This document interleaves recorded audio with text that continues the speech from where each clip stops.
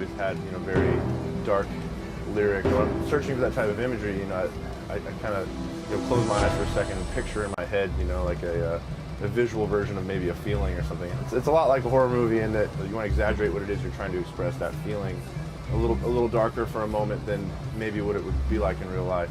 The psychological aspect of stuff like Silence of the Lambs, they're terrifying individuals, but there's a certain aspect of them that you almost respect.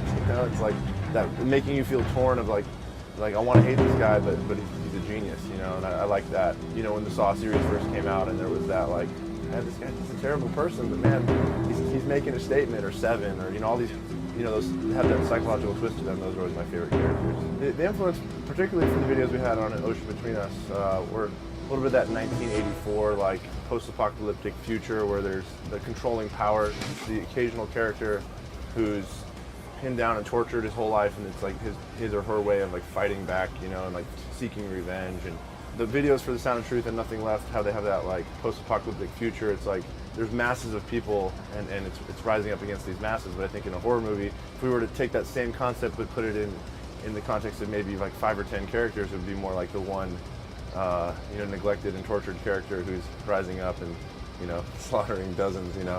But we felt like for the sake of our video, the 1984 kind of influence was the best. To me, Awakened is times some of the darkest lyrics that I've written. It. The opening line of the whole CD is, "The truth of my heart is like a repressed tale." It's like when people really look at the truth of their heart.